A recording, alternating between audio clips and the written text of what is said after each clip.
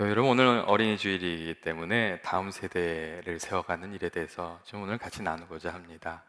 영적인 부모가 되어서 이 양육하는 이들이 감당해야 될 일들에 대해서, 그리고 자녀를 맡은 부모가 감당해야 될 일들에 대해서 좀 같이 나누고자 합니다. 여러분, 168대 1이라는 이야기를 혹시 들어보셨습니까? 제가 예전에 어떤 세미나를 갔는데 거기 계신 분들이 168분의 1 이런 글자가 써 있는 그 티셔츠를 딱 입고 계신 거예요. 그리고 저게 무슨 의미일까 그런 생각을 좀 해봤죠. 168대 1 그러면 경기가 게임이 될까요? 어렵겠죠. 동그란 케이크를 168조각으로 나눈 다음에 그 한 조각을 먹는다고 생각하시면 어떠실 것 같으세요? 간에나 기별이 올까요? 이게 뭐 한입거리도 안 되는 아주 작은 조각이겠지요. 근데 그 티셔츠에 168대 1이라고 써 있는 거기에는 좀 귀한 의미가 있었습니다. 먼저 이 168이라는 숫자는 하루 24시간에 7일을 곱해서 만든 숫자예요. 그러니까 일주일이라는 의미죠. 그리고 1이라는 숫자는 어떤 것을 의미하고 있었냐면 학생들이 교회에 와서 30분 정도 이 선생님과 함께 하는 성경 공부의 시간에, 그 다음에 예배를 드리면서 목사님한테 설교를 듣는 30분의 시간을 더해서 그 1이라는 숫자를 만든 거예요. 그러니까 이제 무슨 얘기인지 아시겠죠? 일주일을 사는 동안 1시간 정도의 그 신앙적인 이야기를 들으면서 살아가게 된다는 거예요. 그리고 그 168대 1이라는 고 쓰여진 티셔츠의 뒷면에는 짧은 글이 적혀 있었는데, 뭐라고 적혀 있었냐면 그것만으로는 충분하지 않다, 그렇게 적혀 있었어요. 여러분 어떻게 생각하세요? 168대 1이라면 너무 부족하지 않을까요? 그리스도인으로 부름을 받은 우리들에게 주어진 소명 중에서 가장 중요한 것이 무엇인가 이렇게 묻는다면, 그것은 예수님의 말씀하신 대로 복음을 가지고 가서 예수님이 분부하신 것들을 가르치고 그것을 지켜가게 하는 것이라고 이렇게 이야기를 드릴 수 있습니다. 가르쳐 지키게 하라는 예수님의 말씀은 그냥 복음을 전해주는 것만으로는 좀 부족하고, 또 사랑으로 양육하는 일, 또 사람을 세워가는 그 과정이 꼭 필요하다는 그런 의미가 거기에 담겨져 있습니다. 예수 믿는 사람으로 세워가는 일, 이게 먼저 예수 믿는 사람들에게 주어진 사명이라는 이야기입니다. 그리고 이 사명은 교회의 그 사역의 장에서 두 가지 방향으로 나타나는데, 하나는 믿지 않는 이들에게 찾아가서 복음을 전하고 그들을 하나님의 사람으로 세워가는 일로, 그리고 다른 하나는 하나님께서 우리에게 주신 자녀들에게 복음을 전하고 사랑으로 그들을 양육해서 하나님의 사람으로 세워가는 일로, 이렇게 두 가지 방향으로 나타나게 됩니다. 영혼 구원하고 또 그들을 길러내는 양육의 사역으로 이렇게 그렇게 나타나게 됩니다. 특별히 부모된 이들은 인정하든 인정하지 않든 다음 세대를 길러내는 사역에 긴밀하게 연결되어 있는 존재입니다. 부모가 자녀에게 미치는 영향력을 살펴보십시오. 그것이 정말 가벼운 것이 아닙니다. 아이들이 이렇게 자랄 때에 늘 부모의 시선을 의식하면서 자라납니다. 아주 어렸을 때조차도 아이들이 이렇게 걷다가 꽉 넘어지잖아요. 그러면 부모의 반응을 살핀대요. 부모가 막 소리를 지르면서 달려와서 이게 무슨 일이야 그러면 막 울고, 부모가 이렇게 뻔히 쳐다보면서 별일 아니네 이런 표정을 지으면 울려고 하다가 그냥 벌떡 일어나서 간대요. 그만큼 아이들이 부모의 시선을 살피면서 살아가는 거죠. 부모님들이 야, 그 정도는 괜찮은 거야, 그 정도는 이겨낼 수 있어, 그러면 힘들지만 또 그 마음이 안정이 되면 그 상황을 이겨낸대요. 그리고 이 부모의 영향력이 평생 동안 계속 됩니다. 청소년이 되면 부모 말 안 듣는다고 얘기들 많이 하시지만 꼭 그런 것도 아닙니다. 부모님 말을 살살 어기는 것들도 있지만, 또 다른 사람의 영향을 받아서 엉뚱한 행동도 하지만, 정말 중요할 때는 부모가 보여주거나 가르쳐준 그 핵심 가치를 따라서 자녀들이 살아갑니다. 이 가족 사역을 이끌고 있는 론 헌터 주니어란 분은 그래서 그런 얘기를 했어요. 10대들은 부모가 웃는 상황에 웃고, 또 부모가 두려워하는 것들을 두려워하는 경향이 있다고. 부모들이 자신이 가지고 있는 돈이나 정치나 명예나 교육이나 인종이나 휴일에 대해 어떻게 생각하고 있는지 스스로 좀 살펴보고 자녀들의 그 생각을 들어보고 살피게 되면 자녀들이 얼마나 큰 영향력을 부모로부터 받으면서 살아가는지, 그 영적인 부모로부터 물려받으며 살아가는지를 알 수 있다고 그런 이야기를 했습니다. 그렇기 때문에 부모된 이들은 부모가 가진 영향력을 좀 인식하고 좋은 영향력을 끼치기 위해서 사실 마음을 쓰고 애쓰면서 살아갈 필요가 있습니다. 자녀들이 신실한 믿음의 사람으로 살아가기를 원한다면 하나님과 좋은 관계를 맺고 살아갈 수 있도록 격려하고 도와주는 그 역할을 잘 감당해 가야 됩니다. 그렇지 않으면 세상의 영향력이 압도적으로 크기 때문에, 여러분 몇 대 몇이라고 그랬죠? 168대 1. 사실은 정확하게 말하면 168대 1은 아니에요. 1시간 썼으니까. 그러니까 167대 1이죠. 세상의 영향력이 그만큼 강하기 때문에 사실 믿음의 사람으로 자라기가 참 어렵습니다. 그런데도 믿음의 사람으로 자라가는 것을 보면 또 그 안에 하나님 주시는 은혜가 너무 귀한 거죠. 그리고 오늘 성경의 말씀도 여러분 그런 점을 이야기하고 있습니다. 오늘 시편의 저자는 뭐라고 얘기하냐면 여호와의 영예와 그의 능력과 그가 행하신 기이한 사적을 내가 다음 세대에게 후대에게 전하겠다고 그런 이야기를 합니다. 여러분 왜 이야기를 하는 것입니까?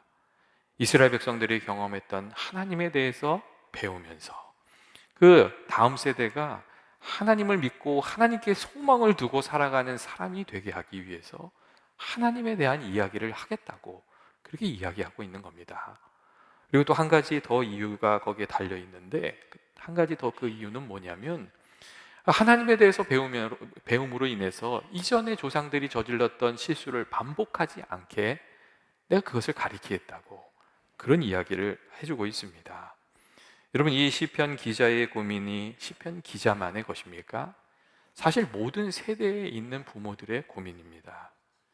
다음 세대가 믿음을 이어가게 하기 위해서, 또 잘못을 반복하지 않기 위해서 여러분 감당해야 될 일들이 있습니다. 여러분 우리가 무엇을 감당해야 됩니까? 먼저 우리가 감당해야 될 일은 하나님 경외하는 마음을 가질 수 있도록 도와주는 겁니다.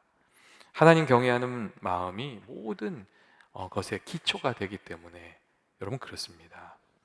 하나님 경외하는 마음을 가질 때에 하나님 주신 말씀에 진지하게 응답하면서 살게 되고, 그렇지 않아요? 우리가 하나님 경외하는 마음이 있어야 하나님 말씀을 중히 여기면서 살아가죠. 또 하나님 경외하는 마음이 있을 때 세상으로부터 오는 그 유혹으로부터 우리 자신을 지킬 수 있게 되고, 또 하나님을 경외하는 마음으로 우리가 살 때 제멋대로 살지 않고 하나님의 말씀에 따라서 인도하심을 따라서 복된 삶을 살아갈 수 있기 때문입니다. 그렇기 때문에 잠언 말씀을 보면 그런 말씀이 있잖아요. 여호와를 경외하는 것이 지혜이고 지혜의 근본이고 거룩한 자를 아는 것이 명철이라고. 여러분 그렇게 이야기해 주고 있습니다. 여러분 하나님 경외하는 마음으로 살아가고 있습니까? 그 마음을 우리가 다음 세대에 꼭 전해줘야 됩니다. 영적인 부모라면 자신이 돌보고 있는 이들에게 이 마음을 전해줘야 되는 거죠. 그리고 하나님 경외하는 마음은 범사에 하나님을 인정하며 살아가는 삶을 통해서 우리가 전해줄 수 있게 됩니다. 중요한 결정을 내려야 할 때에 기도하는 모습으로, 그리고 기쁘고 감사한 일이 있을 때는 하나님께 감사하는 모습으로, 그리고 하나님 말씀에 기초해서 이 세상의 유혹이나 잘못된 것은 좀 멀리하면서 살아가는 모습으로 하나님 경외하는 것을 우리가 전해주게 됩니다. 예전에 제가 아는 그 집사님 중에 한 분 좀 특별한 분이 계셨어요. 그분은 집안에 좋은 일이 있으면 꼭 감사헌금을 하시는데 자녀들이 그것을 내게 해요. 그러니까 대학에 붙으면 그냥 감사헌금을 해도 되잖아요. 근데 그 감사헌금을 꼭 자녀가 하게 하는 거예요. 결혼을 하게 하면 감사헌금을 그냥 부모가 감사하니까 할 수 있잖아요. 근데 그걸 꼭 자녀가 하게끔 하는 거예요. 그렇게 하면서 감사를 가르치고 계시더라고요. 사실 그렇게 하나님 경외하는 것들을 한 가지 한 가지 우리가 좀 전달해 줄 필요가 있지요. 둘째로 우리가 전해야 될 신앙의 유산은 하나님께 소망을 두고 믿음으로 살아가는 겁니다. 여러분, 하나님께 소망이 있다는 게 뭐지요? 나는 부족하지만 늘 하나님께는 길이 있다는 것을 믿고 의지하면서 여러분 살아가는 것을 바랍니다. 세상에는 두 부류의 사람이 있는데, 하나는 하나님을 늘 의지하면서 살아가는 사람이고, 다른 하나는 자기 자신을 의지하면서 사는 사람이에요. 내가 가지고 있는 지식이나 경험이나 재물이나 어떤 능력이나 친분 관계를 의지하며 사람들을, 내 주위에 있는 사람들을 의지하면서 살아가는 사람, 그런 사람이 있어요. 여러분, 자신을 의지하면서 살아가는 것이 무슨 문제냐, 이렇게 생각하실 수도 있습니다. 근데 거기에는 이 자기 자신을 의지하면서 살아가는 일에는 거기 함정이 있습니다. 자기 자신을 의지해서 살아가는 이들은 잘 되면 교만하게 되고, 잘 못 되면 자기 자신을 아주 비하하는 그런 함정이 거기에 있습니다. 그래서 많은 능력 있는 분들이 성공하면 교만해지는 함정에 빠지고 목이 딱딱해지는 거죠. 그리고 실패하면 막 자기를 학대하는 그런 모습을 보이면서 안타깝게 살아가는 그런 경우가 있습니다. 반면에 자기 자신을 부족함을 인정하고 소망을 하나님께 두고 믿음으로 사는 사람들은 여러분 그렇지 않습니다. 성공해도 하나님 도와주신 거잖아요. 그러니까 교만해질 일이 없죠. 그리고 어려워도 언제는 안 어려웠어요? 이제까지 도와주셨으니까 우리가 살아온 거잖아요. 앞으로도 하나님께서 되게 나를 도와주실 것을 믿고 내가 하나님께 소망을 두고 살아가는 거죠. 또 그렇게 살아가면 하나님이 도와주셔서 그 위기를 다 넘어가면서 살게 됩니다. 여러분은 어떻게 믿음을 가르치시려고 하십니까? 여러분, 너는 할 수 있다, 여러분 그렇게 가르치시렵니까? 아니면 하나님께서 너를 사랑하시고 하나님께서 너를 도와주시면 그 어디에나 길이 있다고, 하나님 열어주시는 길이 있다고, 하나님 도와주시면 우리가 비록 부족하지만 좋은 것을 거두면서 살아가게 되는 것이라고, 끝까지 포기하지 말라고 여러분 그렇게 가르쳐 주시려고 하십니까? 여러분, 우리가 사실 나눠야 될 신앙의 진리는 너는 할 수 있다가 아닙니다. 우리는 부족하지만 하나님 믿고 말씀대로 살아가면 하나님께서 주시는 은혜가 있다. 여러분 그걸 가르쳐야 됩니다. 셋째로 우리가 전해야 될 그 신앙의 유산은 예수님의 사랑이에요. 예수님께서 우리를 사랑하시고 예수님께서 우리를 위해서 십자가를 주시고 또 우리를 위해서 기도하고 계시다는 거, 우리가 그걸 전해줘야 됩니다. 우리가 사실 자녀들에게 이 이야기를 꼭 들려줘야죠. 예수님의 사랑을 확신하면서 그것을 깨닫고 믿고 살아가는 사람들, 그들은 그 안에서 누리는 세상에 줄 수 없는 귀한 은혜가 있습니다. 예수님께서 나를 사랑하시는 것을 확실히 깨닫게 되면 거기에 기쁨도 있고 감사도 있고 나를 부르신 이유도 알게 되고 내 삶의 목적도 이유도 거기에서 분명해집니다. 예전에 40년 동안 신앙생활을 했지만 마음의 구원의 감격도 없고 삶의 만족도 없고 마음이 늘 불안하고 뭔가 답답한 삶을 살았던 어떤 여인이 있었습니다. 그분은 믿음 생활을 했지만 사람들이 다 겉으로는 신실한 사람이라고 생각했지만 늘 마음속에 답답함이 있었어요. 그래서 40년 동안의 삶을 청산하고 좀 더 의미 있는 삶을 살겠다고 수녀원에 들어갔어요. 근데 수녀원에서 고행을 해도 이 마음의 기쁨도 평강도 찾을 수가 없는 거예요. 그래서 늘 고민하고 있었는데 어느 날인가 수녀원 벽에 있는 예수님의 사진을 보는 중에 이분의 마음이 완전히 변화되게 되었어요. 그 사진은 예수님께서 고난을 당하시는 그런 사진이었는데 그 예수님의 모습을 이렇게 보는 중에 마음에 깨달음이 온 거예요. 예수님이 저 고난을 당하시면서도 나에게 사랑의 눈빛을 전해주고 계시는구나.